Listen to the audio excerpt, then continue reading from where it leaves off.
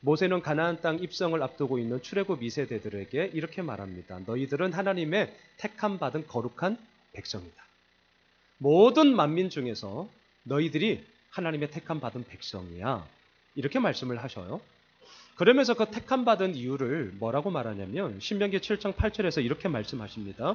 여호와께서 다만 너희를 사랑하셨기 때문이다. 이스라엘 백성들이 하나님으로부터 택함을 받았던 것은 그들이 그에 상응하는 어떠한 대가를 치렀기 때문이 결코 아닙니다.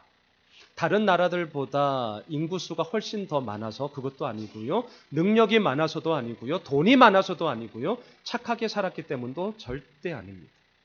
어떻게 그들이 하나님의 택함 받은 백성이 되었냐고요? 딱 하나예요. 하나님이 그들을 사랑하심으로 말미암아. 우리는 이러한 사랑을 일컬어서 하나님의 이유 없는 사랑, 하나님의 무조건적인 사랑, 하나님의 그럼에도 불구하고의 사랑이다. 이렇게 얘기를 하죠. 자, 근데 문제는 무엇입니까?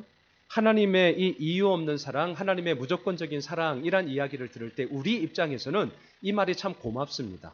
정말 감사한 이야기입니다. 그 무엇과도 바꿀 수 없는 참으로 하나님의 은혜의 이야기가 맞습니다. 그런데 잘 보십시오. 자칫하면 그럼에도 불구하고 이러한 사랑이 소위 값싼 은혜, 값싼 사랑으로 평가절하될 때가 사실 우리의 삶 가운데 비일비재합니다. 왜 그럴까? 정말 많은 이유들을 댈 수 있겠지만 가장 근본적인 이유는 저는 이거라고 생각합니다. 그 이유가 뭐냐? 내가 힘들게 뭔가 땀 흘려서 얻은 대가가 아니라 그저 공짜로 주어지는 것이기 때문입니다. 이게 되게 아이러니한 거예요. 내가 열심히 땀을 흘려서 그 땀의 대가로 번 돈은 아까워서 못 써요. 우리 자녀들 한번 생각해 보십시오. 알바했어요. 지가 번 돈은 쥐꼬리만하게 벌어놓고 부모한테 안 줘, 이 새끼들이. 지 돈이라고. 그래놓고 아빠한테 엄마한테 손 벌리기는 또 낼름낼름 잘 벌려요. 그래 잘 써요. 이게 우리의 인식 구조입니다. 어쩔 수가 없어요. 요즘 재벌 4세대들의 일탈이 매스컴에 종종 참 우리들의 마음을 참 뭐랄까요 씁쓸하게 만듭니다. 우리가 다 아는 얘기 한번 해볼까요? 재벌 1세대들 어떻습니까? 죽어라 일하죠. 왜? 아무것도 없으니까. 죽어라 이랬습니다. 우리 그것에 대한 땀 흘림의 부분들은 우리 인정할 건 인정해야 됩니다. 재벌 1세대들은요 막 죽어라 이랬습니다. 그들의 자녀인 2세대들은 어떨까요? 자신들의 이야기는 아니지만 그럼에도 불구하고 부모가 죽어라 땀 흘려 일했던 그 땀 흘림의 의미를, 소위 눈물 젖은 빵의 의미를 조금이라도 알고 있죠. 저희 아버님이 믿음 1세대예요. 믿음 1세대. 제가 믿음 2세대입니다. 처음 믿는 분이 오늘 2부 예배 드리는 이 자리 가운데도 계시지만 만만치가 않은 거죠. 굳이 예수 믿어야 되냐? 꼭 그렇게 해야 되냐? 주일날 모임 있는데 그냥 한번 빠지면 안 되냐? 뭐 그렇게 요란하게 믿냐? 우리 옆집 아줌마 보니까 잘만 놀더라. 이런 얘기하면서 엄청나게 공격을 하죠. 1세대들의 이야기가 만만치가 않습니다. 이건 돈 버는 이야기만이 아니라 믿음의 이야기도 마찬가지예요. 그렇죠, 우리 이범철 집사님. 네. 얼마나 힘든지 몰라요. 형님이 박수 못 하면서. 사촌 형님이. 고모부님이. 죄송해요. 엄청난 영적 공격 가운데서도요, 그 자리를 버티고 있다는 거는요, 그것만 해도 우리가 정말 존경하며 인정하며 지지해줘야 되는 거죠. 자, 2세대들은 그 눈물 젖은 빵의 의미를 알아요. 그래서 뻘짓거리 하려고 해도 돌아옵니다. 문제는 3세대부터예요. 이게 오래 가지 않습니다. 3세대는 딱 태어나면 뭐 어때요? 다 갖추어져 있습니다. 물론 그들의 속내를 내가 깊게 모르기 때문에 단언할 수는 없지만 과연 그들의 고민 속에 먹고 살 게 고민이 될까? 재벌들 가운데, 3세대들 가운데 취업 걱정은 안 하겠죠. 네, 취업 걱정은 안 하겠죠. 물론 고민이 전혀 없다 말할 수 없겠지만 확실히 다를 거예요. 3세대들은요 이미 태어나자마자 모든 것이 갖추어졌기 때문에 그들의 모든 삶 가운데 그들만의 리그 속에 그들만의 세상을 살아가게 되죠.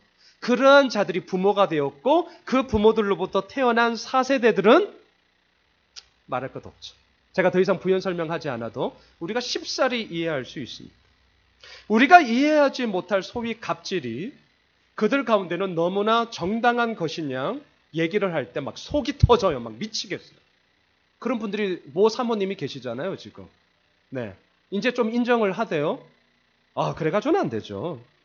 그들의 갑질이 그들에게는 그들의 리그 속에, 그들의 세상 속에, 그들이 살아가는 이야기 속으로 너무나 당연하게 여겨지는 그 모습이, 그 행태가, 그러한 세상의 구조가 저는 너무나 안타깝고, 아니요, 슬프고, 아니요, 때로는 막 반항하고 싶습니다. 어떻게 그러냐는 거예요. 사람은 태어나는 것뿐만이 아니라 분명히 삶의 많은 과정을 통해 만들어진다는 것을 우리는 알고 있습니다. 분명한 게 있습니다. 결핍이 있어야 간절함을 납니다. 분명한 게 있습니다. 배고픔을 알아야 배부름의 의미를 알게 되더라고요. 눈물이 있어야 기쁨을 알게 되던데요. 아픔이 있어야 건강의 소중함을 알게 되던데요. 제가 몇 번 말씀을 드렸잖아요. 저 개척하기 전까지 나름 대형교회에서 부목사로 있었습니다. 눈에 가시적으로 보이는 것에 있어서 저 아쉬움 죄송한 얘기지만 말로는 그렇게 표현했지만 제 마음 깊숙한 곳에는 잘 못 느꼈어요. 왜? 제가 사역을 하고 제가 만나는 그 모든 것 속에서는 오히려 너무 많아가지고 이걸 관리하는데 온통 에너지를 썼기 때문입니다. 개척하니까 완전히 다른 거죠. 한 분 한 분이요. 이건 말할 게 없어요. 오늘도 몇몇 이렇게 방문한 분들 계시는데 너무 감사합니다. 이러한 모습들 속에서 저는요. 정말 한 영혼을 향한 하나님의 마음이 99마리의 양을 두고도 갈 수 있다는 것이 예전에는 제가 이해 못했어요. 99마리 다 도망가면 어떡해요? 한 마리쯤이야. 99마리 남아있는데. 이게 세상입니다. 이런 말씀 만만하게 듣지 마세요. 근데 제가 그 자리를 가니까 기꺼이 그 자리를 갈 수 있겠더라고요. 사람이 어쩔 수가 없어요. 부족함을 알아야, 결핍함을 알아야 그 속에서 풍요함과 풍성함의 그 의미가 무엇인지를 확실하게 들어옵니다. 이게 마음에 그냥 쑥 들어오는 거예요. 책상에서 배우는 게 아니더라고요. 여러분, 우리는 우리 입장에서 하나님의 이유 없는 사랑이다, 하나님의 그 사랑을 무조건적인 사랑이다 말을 할 수 있겠지만 우리 입장 바꿔놓고 생각해 봅시다. 하나님의 입장에서는 당신의 그 사랑을 무엇이라 말할 수 있겠습니까? 이유 없는 사랑이 아니라 사실은 피눈물 나는 사랑입니다. 무조건적인 사랑이 아니라요. 하나밖에 없는 아들 예수 그리스도를 십자가에 못 박혀 죽여야만 했던 엘리 엘리 라마 사박다니 나의 아버지여 나의 아버지여 그렇게 부르짖는 아들의 절규 가운데 고개를 돌려 외면해야만 했던 피눈물 나는 사랑이에요. 피눈물 나는 사랑. 입장을 바꿔놓고 생각하면 사랑이라고 얘기하지만 그 사랑의 의미는 정말 이처럼 완전히 다릅니다. 그런데 어찌하여 우리가 그 하나님의 이유 없는 사랑, 무조건적인 사랑, 그럼에도 불구하고 사랑을 값싼 사랑으로 만들 수 있죠? 그렇게 평가절하할 수 있습니까? 어떻게 우리가 싸구려 취급을 할 수 있냐고요? 정말 입장 바꿔 한번 생각해 봅시다. 정치에서 도덕 윤리적으로 그런 얘기 말고요. 정말 하나님과 우리의 입장을 바꿔놓고 생각해 보면 이 하나님의 이유 없는 사랑에 대해서 우리가 절대로 값싼 은혜, 값싼 사랑으로 싸구려 취급할 수 없습니다. 사도 바울 역시 이 부분에 대해서 너무나 분명했습니다. 오늘 본문 12절을 다시 한번 보십시오. 그래서 명령합니다. 명령. 같이 읽을까요? 시작. 그러므로 나의 사랑하는 자들아 너희가 나 있을 때뿐 아니라 더욱 지금 나 없을 때에도 항상 복종하여 두렵고 떨림으로 너희의 구원을 이루라. 이 명령은 타협의 여지 없습니다. 무조건 따라야 돼요. 이 명령 단호합니다. 엄중합니다. 너희의 구원을 이루라. 언제요? 항상. 내가 있든지 없든지 항상 이 명령을 지켜야 됩니다. 어떻게 이 구원을 이루냐고요? 복종하여 두렵고 떨림으로 이 구원을 이루라고 합니다. 여기서 사도 바울이 말하는 복종은요, 마지못해 억질로 내가 능력이 안 되니까 두고 봐. 지금은 내가 꿀지만 다음에는 내가 반드시 복수할 거야. 이딴 마음으로 하는 복종이 절대 아니에요. 오늘 본문에서 나오는 복종은 무엇이냐? 예수님처럼 충분히 할 수 있음에도 불구하고 기꺼이 그렇게 하지 않는 자발적인 내려놓음을 이야기합니다. 자발적인 내려놓음. 하나님께서 우리에게 주신 구원은 결코 싸구려 아닙니다. 어느 것과도 바꿀 수 없는 절대적인 하나님의 사랑입니다. 그렇기 때문에 우리가 어떻게 해야 되냐고요? 항상 그 사랑을 기억하며 우리의 삶 가운데 예수 그리스도를 닮아가야 하는 것입니다. 앞서 그래서 우리가 찬양한 것입니다. 예수님 닮기 내가 원하네. 예수님을 우리는 닮아가야 되죠. 하나님의 절대적인 사랑이 있기 때문에 우리 어떻게 해야 되냐고요? 두렵고 떨림으로 우리에게 허락해 주신 구원을 이루어 가야 하는 것입니다. 오늘 본문에서 말하는 구원은 더 제가 정확하게 말씀을 드리면 성화라고 말씀할 수 있습니다. 성화가 무엇입니까? 한마디로 예수님을 닮아가는 과정을 뜻합니다. 우리 모두는 예수님을 믿고 있습니다. 그리고 그 믿음으로 말미암아 이미 구원을 받은 자가 된 줄 믿습니다. 우리 이미 구원 받았습니다. 하지만 예수를 믿는 자라 하여서 우리들의 모든 삶이 다 온전하냐? 날마다 정직하게 살았냐? 물론 그렇게 돼야 되지만 그렇지 못할 때도 여전히 있습니다. 예수님을 믿는다는 것과 하나님을 닮아간다는 것, 예수님을 닮아간다는 것은 또 다른 차원의 이야기구나 라는 것을 이미 우리가 다 경험하고 있습니다. 믿음의 조상 아브라함을 한번 생각해 보십시오. 창세기 15장에서 이렇게 얘기합니다. 아브라함은 하나님을 믿었기 때문에 의로운 사람이다 라고 지칭을 받습니다. 하나님을 믿었기 때문에 의로운 자가 되었습니다. 자, 그런데 그 이후의 삶이 어떠냐고요? 멀리 갈 것도 없습니다. 창세기 15장에서 믿음으로 의로운 사람이라고 칭함을 받았는데 바로 16장에서 무너져요. 16장에 무슨 사건이 있길래요? 자신의 아내 사라와 아이가 낳아지지 않자 어떻게 합니까? 여종이었던 하갈과 동침하여 이스마엘을 낳습니다. 이스마엘을 낳았다고, 아들을 낳았다고 좋아할 때가 아닙니다. 잔치할 때가 아닙니다. 이것은 하나님의 약속을 신뢰하지 못하는 아브라함의 불신앙이었고 아브라함의 불순종이었습니다. 그 대가가 만만치 않습니다. 뭔 줄 아세요? 13년 동안 하나님이 침묵하십니다. 이걸 어떻게 하냐고요? 그의 나이 86세에 이스마엘을 낳았습니다. 그리고 창세기 16장이 끝나고 창세기 17장이 시작되는데 17장 1절에 아브라함의 나이를 보니까 그의 나이 99세 때. 무려 13년 동안 하나님은 아무런 말씀을 하지 않으셨어요. 우리가 오늘 예배하는 이유가 무엇입니까? 하나님과 소통하기 위함이죠. 하나님의 전지전능하심을 우리가 찬양하고 하나님의 하나님 되심을 우리가 기억하고 우리의 몫에 있어서는 우리 열심을 다해야 됩니다. 최선을 다해야 됩니다. 하나님의 그 은혜가 우리를 오늘도 이끌어간다는 것을 고백하고자 예배하는 것입니다. 예배는 소통입니다. 그런데 아무리 우리가 예배를 드려도 하나님이 있는지 없는지 우리가 힘들어서 막 기도하고 살려달라고 막 그렇게 얘기하는데도 내 삶은 전혀 변함이 없으면 우리는 이제 긴가민가 하게 되는 것이죠. 아브라함이 그러한 삶을 무려 13년을 살았다니까요. 이스마엘을 낳은 그 대가가 만만치가 않아요. 자, 그 13년의 침묵을 깨고 하나님이 창세기 17장 1절에서 가장 처음 했던 말, 이런 게 중요합니다. 뭐라고 한 줄 아세요? 나는 전능한 하나님이야. 이게 지금 그냥 나오는 게 아닙니다. 아브라함은 하나님의 전능하심을 믿지 못했기 때문입니다. 분명히 믿음으로 의롭다 함을 입은 자가 창세기 15장이 되었음에도 불구하고 16장에서 무너지고 17장에서 다시금 13년 만에 하나님이 나타나시자마자 나는 전능한 하나님이라니까 왜 이 이야기를 하시겠어요? 우리들 삶 가운데 힘겨움이 있으시죠? 역경이 있습니다. 하지만 잊지 마십시오. 우리가 믿는 하나님은 전능한 하나님이십니다. 오늘도 우리에게 말씀하시는 거예요. 그러면서 너는 내 앞에 행하여 완전하라. 너의 모든 삶을 나에게 맡기고 나를 신뢰하고 나아갈 때에 내가 하는 거야. 내가. 걱정하지 마. 내가 하는 거라니까. 쫄지 마. 내가 하는 거야. 너의 삶 가운데 네가 한 것 같니? 웃기고 있네. 내가 한 거야. 내가. 나는 전능한 하나님입니다.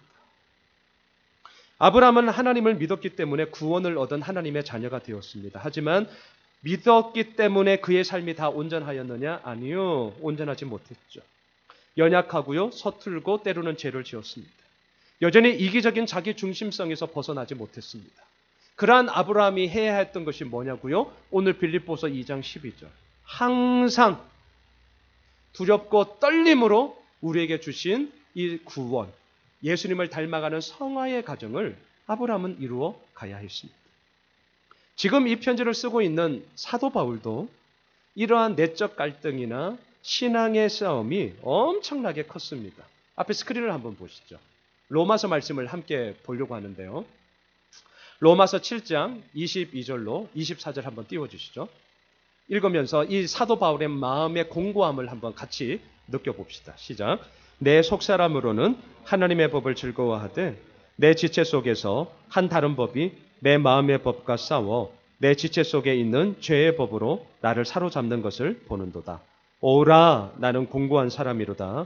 이 사망의 몸에서 누가 나를 건져내랴. 이 말은 제가 더 이상 부연 설명하지 않아도 이 자체로 우리 모두가 다 공감하는 이야기입니다. 와, 오라, 나는 공고한 사람이로다. 근데 여기서 중요한 게 있습니다. 많은 분들이 이러한 구절들을 종종 인용을 하는데 제가 오늘 분명하게 말씀을 드립니다. 이러한 구절을 인용할 수 있는 사람이 있어요. 어떤 자냐고요? 공고함에도 불구하고 예수님을 닮아가고자 오늘도 몸부림을 치는 자들이 실은 이 얘기를 할 수 있는 거죠. 그리고 그러한 자들이 하는 얘기가 진짜죠. 우리는 때로는 이러한 구절들을 너무나 자기 합리화의 수단으로서 너무 빨리 끌어옵니다. 자기는 자기에게 주어진 몫에 대해서 예수님을 닮아가는 과정이 없어. 그냥 아무것도 안 해. 믿는지 안 믿는지 모르겠어요. 기도를 하는데 물론 저도 저의 원함에 있어서 엄청나게 많이 기도하지만 그러한 모습이 10년이 돼도 20년이 돼도 편치가 않아요. 예수님을 닮아가는 모습이 없어요. 그러면서도 또 성경에서 들은 것은 알아서 이런 구절을 또 인용한다니까요. 오라, 나는 공부한 사람이로다. 아니에요. 그럴 때 쓰라고 이런 구절이 준 거 아닙니다. 사도 바울이 이 얘기를 했다는 걸 잊지 마십시오. 사도 바울이 어떤 자였습니까? 오라, 나는 공부한 자로다. 누가 이 사망의 몸에서 나를 건져내라 라고 했을 때 그 사도 바울은요, 예수님의 삶을 뒤따라가기 위해서 자기 목숨을 내걸며 걸어갔을 때 바로 그때서 나오는 삶의 파편 속에서 나오는 그의 인생의 존재의 절규예요. 존재의 절규. 예수님이 걸어가셨던 그 발자취를 이 사도 바울은 죽으라 그 힘을 다하여서 걸어갔던 자입니다. 그렇기 때문에 오늘 빌립보서 성도들을 향하여서 명령하는 겁니다. 두렵고 떨림으로 너희 구원을 이루라. 단호한 겁니다. 엄중한 거예요. 이렇게 해줬으면 좋겠어. 권면 아닙니다. 이건 명령이에요. 자, 보십시오. 오늘 본문의 핵심은 12절이고 실은 오늘 저의 설교의 결론은 이미 다 나왔습니다. 설교 결론이 다 나왔어요. 그런데 아십니까? 명령은 명령일 뿐 그 명령이 사람을 바꾸지는 못합니다.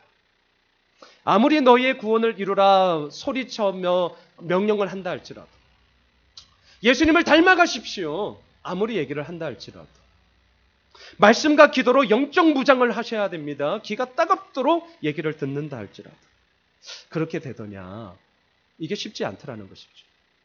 명령 때문에 하는 것은 그 명령이 있을 때는 할지 몰라도 그 명령이 사라지면 결국은 사람들은 그 명령의 자리에 서 있지 않습니다. 그래서 우리는 종종 이렇게 되물을 수 있을 거예요. 목사님, 아니 명령을 하더라도 어차피 안 지킬 것 같으면 그게 인간이라면 왜 성경에서는 이렇게 명령을 많이 합니까? 이렇게 되물을 수 있겠죠. 하나 더 이렇게 물을 수 있지 않을까요? 목사님, 명령이 사람을 바꾸지 못한다면 그럼 목사님의 생각에는 뭐가 사람을 바꿉니까? 이렇게 되물을 수도 있을 거예요. 오늘 본문 12절로 다시 가보세요. 12절. 이 명령은 분명히 타협의 여지가 없고 무조건 그렇게 해야 되는데요. 아주 중요한 사실을 하나 나누려고 합니다. 이 명령을 하는 사도 바울의 마음을 보셔야 됩니다. 자, 12절을 뚫어져라 보세요. 뚫어져라. 이 명령을 하고 있는 사도 바울의 마음에 뭐가 있는지를 여러분들이 이런 말씀을 통해서 발견하셔야 돼요. 혹시 보이세요? 사도 바울의 마음. 사랑하는 자들아. 나의 사랑하는 자들아. 제가 다시 한번 말씀을 드리지만 성경을 읽으실 때 어떠한 호칭이 나오면 절대로 그냥 넘어가지 마십시오. 설교를 준비할 때 주석 여러 권을 저도 참고는 합니다. 참고만 해요, 사실. 여러분들의 또 다른 목사님들의 설교도 과연 이 본문들이 많으니까 어떻게 설교했죠? 저 들어요. 그런데도 이런 부분들에 대해서 이게 자칫하면 좀 교만스럽게 듣지는 마세요. 이런 부분들에 대해서 언급한 것을 제가 듣지를 못했어요. 이런 게 제 마음에 되게 걸리는 거죠.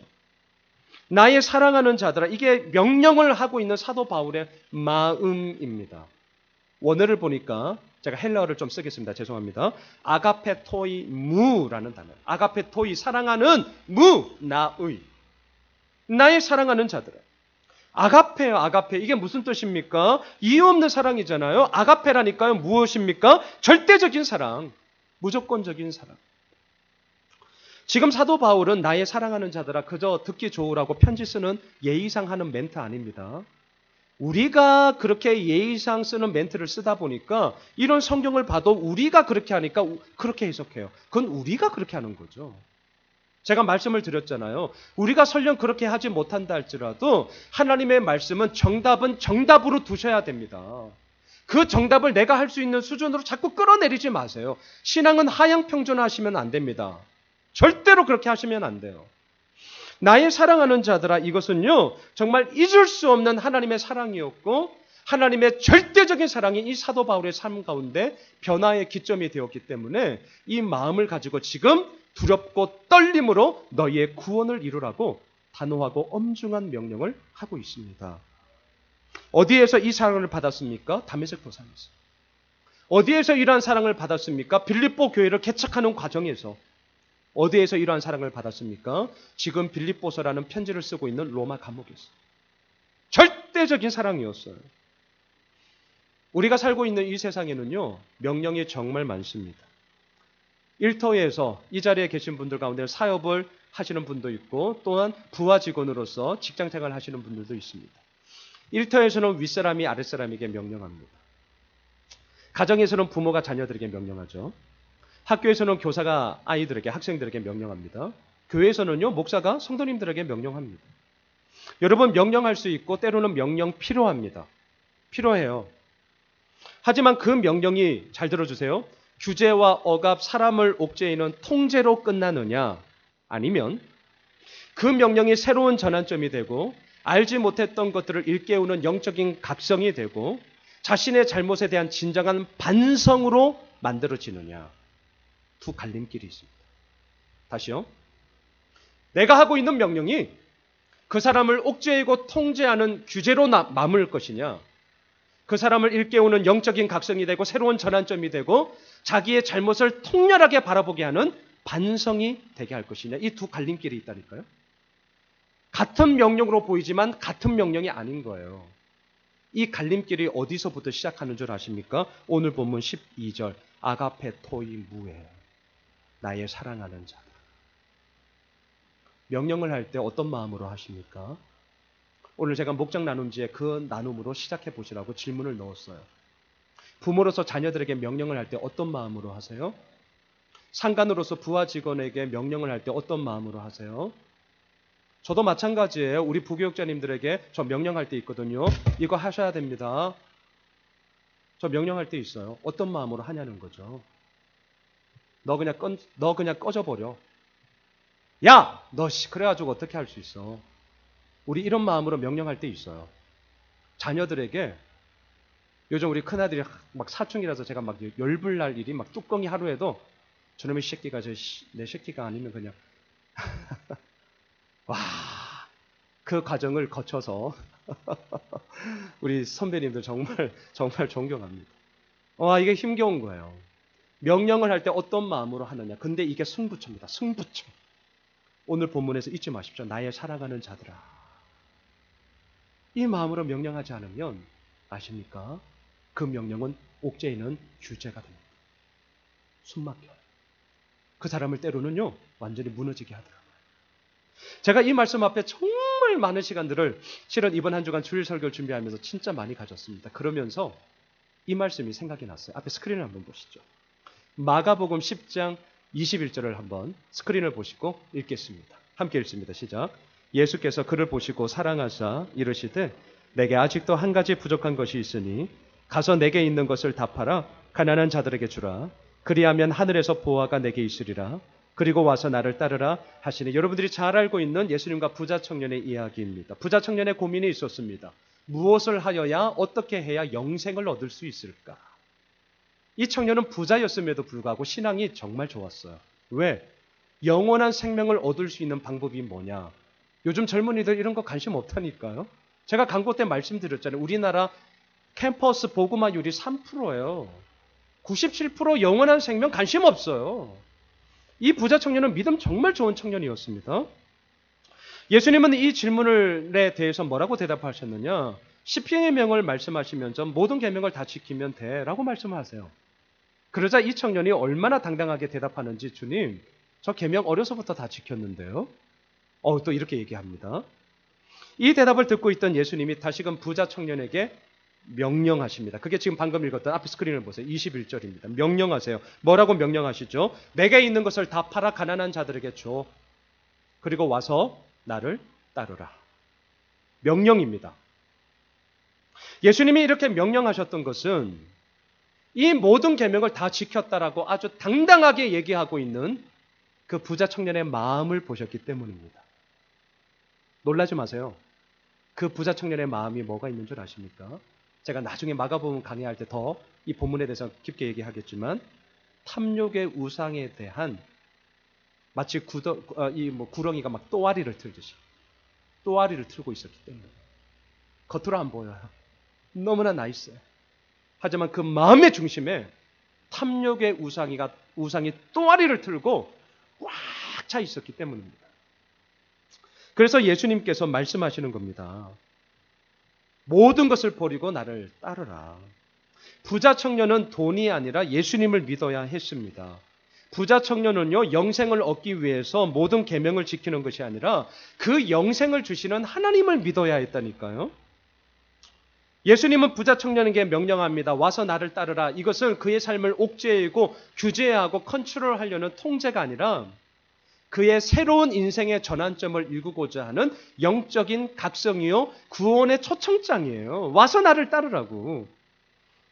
여기서 중요한 것. 오늘 빌립보서 본문과 구도가 똑같습니다. 21절 스크린을 뚫어져라 보세요. 와서 나를 따라! 라고 명령하고 있을 때에 예수님의 마음을 보세요. 21절 한 단어가 보이시죠? 뭡니까? 예, 사랑하사. 원어가 아가페. 아가페. 여러분, 예수님은 부자 청년을 사랑하셨습니다. 사랑했기 때문에 영생의 길을 묻는 그에게 영생의 길을 말씀하셨습니다. 사랑했기 때문에 자신의 탐욕을 보지 못하는 그에게 자신이 어떠한지를 보게 하셨습니다. 사랑했기 때문에 갈 바를 알지 못하는 그에게 와서 나를 따르라 라고 갈 바를 제시하셨습니다. 사랑했기 때문에. 사랑하는 성도 여러분, 가정에서, 일터에서, 여러 사람들과의 관계에서 명령을 하는 자로 이 자리에 계신 분들 계시죠? 또는 아직 명령을 받는 자로 이 자리에 계신 분들도 있습니다. 좋습니다. 괜찮습니다. 상관없어요. 명령을 하는 자냐, 명령을 받는 자냐. 세상의 관심은 위아래 상하 관계를 나누면서 다 명령을 하는 자로 서고 싶으시죠? 하지만 우리는 알고 있습니다. 그 명령에 따른 책임이 얼마나 무거운지를 우리는 알고 있죠. 중요한 것은 나의 입지와 나의 자리의 높낮이가 아닙니다. 제가 말씀을 드렸는데 기억나십니까? 중요한 것은 자리가 아니라 자세예요. 자리가 아니라 자세라니까요. 오늘 예수님께서 말씀하시는 것은 무엇입니까? 그 자리가 어떠하든지 간에 명령을 하는 자든 명령을 받는 자든 그 모든 자리에서 우리의 마음에 가져야 될 자세가 있는데 아가페 토이 무라는 거. 나의 사랑하는 자들. 사랑의 마음으로 우리가 그 명령을 하지 않는다면 그 명령은 사람을 옥죄이게 하는 통제가 될 것입니다. 세상에서도 예수 믿지 않는 사람들도 이런 말을 하던데요. 진심은 통한다. 저 동의합니다. 이거 믿지 않는 사람들도 통용하는 얘기예요. 진심은 통합니다. 다 알아요. 그 사람에 대해서 아가페 사랑을 가지고 명령을 한다면 하물며 이것은 더더욱 그 사람을 살리는 또 다른 생명의 이야기로 발전되게 될 것입니다. 첫째, 우리가 명령하는 자입니까? 아니면 명령을 받는 자입니까? 상관없습니다. 명령을 하는 자든 명령을 듣든 자든 그 모든 명령 앞에 내 마음을 들여다보십시오. 너 그냥 꺼져버려. 필요 없어. 다른 사람들 많다. 다른 사람 채용하면 돼. 이딴 식의 마음으로 명령을 한다면 제가 오늘 단언합니다. 그렇게 하지 마십시오. 그 본인도 죽고 그 사람도 죽는 것입니다. 오늘 너희의 구원을 이루라. 예수님을 닮아간다는 것은 뭐냐고요? 그 명령 앞에 내 마음의 사랑이 지금보다는 훨씬 더 많아지는 그 과정을 걸어가는 것입니다. 우리 이 구절 앞에 정직하게 섭시다. 그래서 오늘 본문 13절로 가보십시오. 사도 바울이 계속해서 이런 얘기를 합니다. 오늘 본문 13절 함께 읽습니다. 너희 안에서 행하시는 이는 하나님이시니 자기의 기쁘신 뜻을 위하여 너희에게 소원을 두고 행하게 하시나니. 원어 성경을 보면 우리말에 없는 단어가 하나 있습니다. 원인과 이유를 의미하는 접속사 왜냐하면이라는 단어가 있습니다. 제가 한번 다시 해석해 볼게요. 두렵고 떨림으로 너희의 구원을 이루라. 왜냐하면 너희 안에서 행하시는 이는 하나님이시니 자기의 기쁘신 뜻을 위하여 너희에게 소원을 두고 행하게 하시기 때문이다. 이렇게 연결을 하셔야 됩니다. 여기서 행하시다라는 단어가 나오는데 이게 헬라어로 에네르곤인데 이걸 영어로 바꾸면 우리가 잘 알고 있는 에너지예요. 에너지. 우리에게 하나님께서 주신 구원을 이루어 가시는데 그 에너지가 어디에 있냐면 나에게 있는 것이 아니라 하나님께 있다는 것입니다. 에너자이저가 하나님이라는 거예요. 그리고 에너지 대신에 하나님이 우리에게 힘을 막 쑥쑥 공급해 주시는데 어떠한 방식으로 하느냐? 13절 보세요. 너희에게 소원을 두고 행하게 하신다는 것이죠. 자, 보세요. 오늘 이 본문 잘 보세요. 이 본문을 많이 아십니다.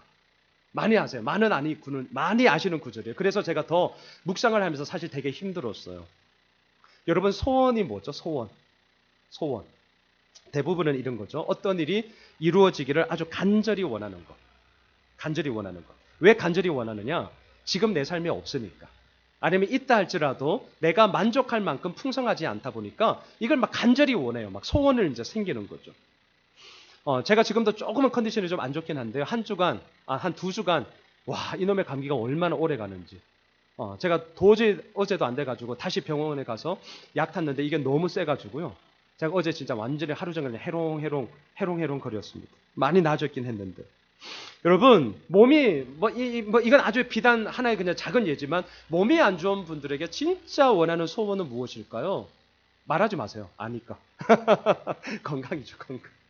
당연히 건강이죠. 대학 입시를 앞두고 있는 수험생이 간절히 원하는 것은 입학일 것이고, 합격일 것이고, 취업을 준비하는 취준생들에게 간절히 원하는 것은 취업일 것입니다. 이건 두말할 것도 없는 거죠. 자, 보세요. 뭘 제가 얘기하느냐. 소원이라는 것은 지금 내 삶 속에 없는 것, 소위 결핍되어 있는 것에서부터 출발할 때가 거의 대부분입니다. 그리고 그 결핍된 것을 채우기 위해서 우리가 어떻게 하냐고요? 하나님께 열심히 기도도 하고요. 또 우리에게 주어진 생업의 자리에서 열심히 일하셔야 됩니다. 게으른 자 절대 안 됩니다. 열심히 일하시고 최선을 다하죠. 이거는 아주 건강하고 모든 사람들이 인정하고 용납하는 너무나 정상적인 방법입니다. 자, 하나님께서도 우리들에게 그러한 방법으로 당신의 에너지를 우리들에게 허락하여 주신다는 거예요. 근데 여기서 하나의 차이점이 있습니다. 이게 이제 우리의 갈림길인데, 잘 보세요. 오늘 보면 13절을. 사람들은 소원을 말할 때, 우리들은 소원을 말할 때 그 소원의 방향이 사실, 우리 솔직해집시다. 누구를 위한 겁니까? 예. 예, 나를 위한 거죠. 우리의 소원은, 빨리 이럴 때도 있습니다. 예, 우리의 소원을 통해. 이 주입식 교육이 무서워요. 우리 이러면 바로 나오죠. 예, 그런 소원도 있습니다. 정말 하나 되기 원합니다. 하지만 우리 솔직해집시다. 대부분의 우리의 소원은 나를 위합니다. 나를 위하여. 자, 나를 위하여요. 그러다 보니까 오늘 본문 13절을 잘 보시면 하나님도 우리에게 소원을 두고 행하게 하시는데 방향이 달라요. 누구를 위하여요? 하나님의 기쁘신 뜻을 위하여. 잘 보세요. 여기서부터 갈림길이 나오기 시작합니다. 제가 이게 묵상하면서 너무나 고민이었어요. 다시 말할까요? 하나님이 소원이라는 말, 이 13절은 맞는 말씀이에요. 오해하지 마세요. 맞는 말씀입니다. 소원을 두고 우리에게 행하게 하시는 게 맞는데 그 말씀을 받고 있는 우리들은 여전히 소원이라는 말이 그냥 100%예요, 사실. 나를 위한 방향으로 이 소원이 읽히다 보니까 이 말씀이 맞는 말씀임에도 불구하고 우리의 삶에 실제적으로 쑥 들어오면 뭐로 바뀌냐? 방향이 하나님을 위하여가 되잖아요. 뭐가 바뀌냐? 소원이라는 말이 쫙 바뀌면서 부담이라는 말로 바뀌기 시작합니다. 부담. 자, 이게 실질적인 예를 한번 들어볼게요. 멀리 가지 맙시다. 이 편지를 쓰고 있는 사도 바울이 딱 그러했어요. 제가 빌립보서 강의를 하면서 제가 이 구절은 이제 보겠지만 정말 몇 번 강조했어요. 몇 번. 자, 사도 바울이 아시아에서의 사역을 스탑하고 유럽으로 사역의 방향을 바꾼 이유가 뭡니까? 성령 하나님께서 2번이나 아시아에서 사역하지 마. 하나님이 막으셨기 때문이에요. 그런데도 사도 바울도 불순종했다니까요. 왜? 아시아에서 복음을 전하는 족족 막 모든 사람들이 다 믿으니까. 사역에 풍성한 열매가 맺으니까 이걸 못 놓는 거예요. 여러분 놓을 수 있겠어요? 못 놓죠. 앞에 스크린을 보시죠. 바로 그때 하나님이 결정타를 날립니다. 사도행전 16장 9절과 10절을 보세요. 자, 함께 읽습니다. 시작. 밤에 환상이 바울에게 보이니 마게도냐 사람 하나가 서서 그에게 청하여 이르되 마게도냐로 건너와서 우리를 도우라 하거늘 바울이 그 환상을 보았을 때 우리가 곧 마게도냐로 떠나기를 힘쓰니 이는 하나님이 저 사람들에게 복음을 전하라고 우리를 부르신 줄로 인정함이러라. 나중에라도 빌립보서를 얘기할 때 이 사도행전 16장의 배경을 정말 잊어버리시는 분들은 바보예요. 제가 진짜 기에 따갑도록 아마 다음에도 계속 빌립보서 강의 언제 마칠지는 모르겠지만 본문에 의거하며 이런 구절 몇 번이나 더 반복할 거예요. 잊지 마세요. 빌립보서 하면 사도행전 16장의 배경을 반드시 여러분들이 이제 기억하셔야 됩니다. 여기서 마지막 단어를 한번 보시죠. 인정하다라는 단어가 헬라어로는 신비바조라는 단어입니다. 이게 만만치 않은 단어예요. 뜻이 이렇습니다. 격렬하게 논쟁한 끝에 설득당하다. 의미가 완전히 다르시죠? 격렬한 논쟁 끝에 설득당하다라니까요. 자, 그러면 이 부분을 머릿속에 넣으시고 다시금 오늘 본문 2장 13절로 오면 하나님은 우리들에게 소원을 두고 행하게 하신다는데 그럼 질문입니다. 사도 바울이 빌립보 교회를 개척한 것이 우리가 흔히 사용하는 소원이었습니까? 절대 아니에요. 가기 싫었다니까요. 자, 고민하셔야 돼요. 지금 이런 구절들이 고민이 되셔야 된다고요. 우리는 소원 말하면 맨날 내가 원하는 거, 내가 하고 싶은 거, 내가 가고 싶은 거. 그렇게만 소원이라는 말을 쓰다 보니까 성경을 봐도 소원이라는 말은 여전히 그런 측면으로만 쓰고 있더라는 거예요. 오늘 빌립보서 2장 13절에서 말씀하시는 이 소원은요, 우리들의 삶에 실질적으로 들어올 때 이게 만만치가 않아요.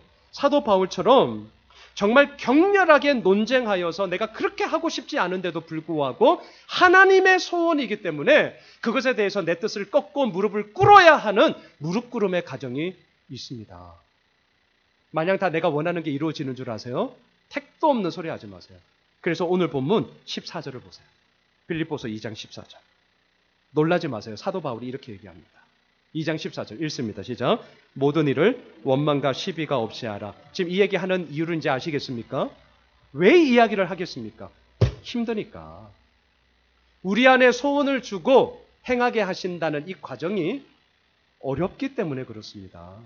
원망이 뭐길래요? 불평 품는 거잖아요. 수군거리는 거잖아요. 뒷담화 까는 거잖아요. 시비가 뭡니까? 악한 생각으로부터 의심, 논쟁, 다투는 것이죠. 쉬운 줄 알았거든요. 하나님께서 우리에게 에너지가 되시고 우리의 마음에 소원을 두셔서 행하게 하신다. 아멘! 아멘 맞습니다. 그런데 이 구절을 딱 붙잡고 내 삶의 현장에 딱 들어오니까 쉬운 게 아니에요. 만만치가 않아요. 주위를 돌아보니까 남들 다 쉽게 하는 것처럼 보일 때가 있더라고요. 저는 목사잖아요. 목사니까 뭐 목사들 얘기를 하는데 어떤 분들은요. 제가 볼 때는 어떻게 저렇게 쉽게 목회하냐? 야, 저 너무 좀 그런 거 아니야? 그런 분들 저 만날 때가 있어요. 근데 여러분 아십니까? 이러한 모든 과정에는 사실 그렇지가 않습니다. 신비바죠. 사도 바울이 빌립보 교회를 개척하는 과정 가운데는요. 내가 빌립보 교회를 개척하고 싶습니다라는 정말 우리가 흔히 사용하는 간절한 소원 때문에 간 게 아니고 신비바조예요. 격렬한 논쟁 끝에 하고 싶지 않았거든요. 근데 하나님이 끌고 가셔서 자기의 뜻을 꺾고 무릎 꿇음 속에 그 모든 하나님의 소원, 하나님의 뜻을 위함이 이루어진 것입니다. 원망과 시비가 없이 하라. 원망할 때가 있다니까요. 시비할 때가 있습니다. 하나님, 굳이 그렇게 해야 되냐고. 저 종종 이런 생각합니다. 하나님, 목회 좀 쉽게 하면 안 돼요? 좀 쉽게 하면 안 됩니까? 그게 죄입니까? 이렇게 항변하고 싶을 때가 있더라고요. 그런데 우리 다시 한번 분명히 합시다. 그저 되는 것 없습니다. 도둑놈 심보 가지지 마십시오. 그저 되는 게 어디에 있습니까? 이러한 가정은 반드시 필요합니다. 본문 15절을 보십시오. 그래서 사도 바울이 이 얘기를 합니다. 본문 15절 읽습니다. 이는 너희가 흠이 없고 순전하여 어그러지고 거스르는 세대 가운데서 하나님의 흠없는 자녀로 세상에서 그들 가운데 빛들로 나타내며, 왜 우리가 두렵고 떨림으로 이 성화의 과정, 예수님을 닮아가는 과정을 밟아야 하는 줄 아십니까? 때로는 원망할 때가 있다니까, 때로는 시비 걸 때가 있다니까, 꼭 이렇게 해야 되냐고. 믿음 생활, 세상에서 먹고 살기도 힘든데 예수 믿는 것도 이렇게 힘들면 누가 교회 다니냐고 이럴 때가 있어요. 저 많이 들었습니다. 하지만 그렇게 하셔야 됩니다. 분명하게 합시다. 정말 분명하게 합시다. 그렇게 하셔야 됩니다. 왜요? 15절 이는 왜냐하면 여전히 우리가 살아가는 세상은요, 어그러지고 거스르는 세상이기 때문입니다.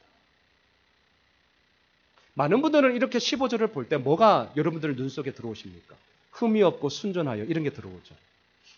15절 마지막 그들 가운데 빛들로 나타내며 막 이런 걸 원하시죠. 예, 원하십시오. 저 이런 거 원합니다. 하지만 이런 게 다 원한다고 해서 이루어지더냐? 그렇지 않다니까요. 오늘 본문 16절을 보십시오. 어떻게 해야 되는 줄 아세요? 16절 같이 읽을까요? 생명의 말씀을 밝혀 나의 다름질이 헛되지 아니하고 수고도 헛되지 아니하므로 그리스도의 날에 내가 자랑할 것이 있게 하려 함이라. 어그러지고 거스르는 세상 가운데 생명의 말씀을 밝히는 다름질을 우리는 하셔야 됩니다. 원한다고 다 이루어집니까? 아니라니까요. 다름질이 있어야 됩니다. 생명의 말씀을 붙잡고요, 내 일터 가운데, 내 가정 가운데, 부모님이십니까? 자녀들 가운데, 상간이십니까? 부하들 가운데, 부하이십니까? 상간들 가운데, 사람들과의 관계 가운데 이 하나님의 말씀을 적용하면서 그렇게 살아보고자 하는 수고로움이 필요하다니까요. 헛되지 않는 다름박질, 헛되지 않는 수고로움이 우리들에게 필요합니다. 이런 것들 없이 그저 이루어지길 원하십니까? 그건 예수 믿는 거 아니고요. 앞서 제가 예를 든 것처럼 부자 청년처럼 결국 자기 마음속에 또아리 틀고 있는 탐욕의 우상 가운데 무릎 꿇는 겁니다. 우리 예수 정직하게 믿읍시다. 말씀을 정리하겠습니다. 오늘 본문의 9절은 12절에서 이미 승부가 끝났습니다. 우리에게 주신 구원을 이루라. 명령입니다. 타협 여지 없습니다. 단호합니다. 세상에 그 어느 누구가 말해도 저 타협할 생각 없습니다. 예수님을 닮아가는 과정이 있어야 합니다. 만만치 않습니다. 그래서 14절 원망과 시비 없이 하라는 이유가 힘들기 때문입니다. 다름질이 필요하고 수고로움이 필요합니다. 때로는 굳이 이렇게까지 해야 되나 이런 생각이 들 때도 있을 것입니다. 하지만 잊지 마십시오. 우리가 오늘도 그 길을 함께 걸어가자라고 이 양순원 목사가 소리치며 설교하는 이유는요, 그 길이 진리의 길이고 생명의 길이기 때문입니다. 그리고 하나 더, 반드시 그 길 끝에 제가 오늘 단언하건대 우리 모두가 함께 고백하게 될 이야기가 있습니다. 오늘 본문 17, 18절을 보십시오. 우리가 결국 이런 고백을 하게 될 것입니다. 함께 읽습니다. 시작. 만일 너희 믿음의 재물과 섬김 위에 내가 나를 전제로 드릴지라도 나는 기뻐하고 너희 무리와 함께 기뻐하리니 이와 같이 너희도 기뻐하고 나와 함께 기뻐하라. 사랑하는 예수 오미실 가족 여러분, 기뻐하십시오. 기뻐하십시오. 우리가 가는 길 고생길 아니라니까요. 원망과 시비가 있다고요? 그걸로 끝이 아닙니다. 길고 짧은 것 대보셔야죠. 절망의 길 아닙니다. 이대로 끝나지 않습니다. 우리가 가는 길은 어떤 길이냐고요? 기뻐하고 기뻐하는 기쁨의 길입니다. 생명의 길입니다. 진리의 길입니다. 저는 이것을 분명히 믿습니다. 그리고 이 믿음이 우리 모두에게 있기에 오늘도 우리는 그 길을 걸어가는 것입니다. 바라기는 이 기쁨의 길을 우리 모두 함께 걸어가며 또한 하나님 앞에 모든 것을 마음껏 드리게 되어지는 그 드림을 통하여 하나님이 이루어 가시는 풍요한 주님의 구원의 생명의 은혜가 우리들 모든 삶 가운데 가득히 넘치시길 주님의 이름으로 축원합니다.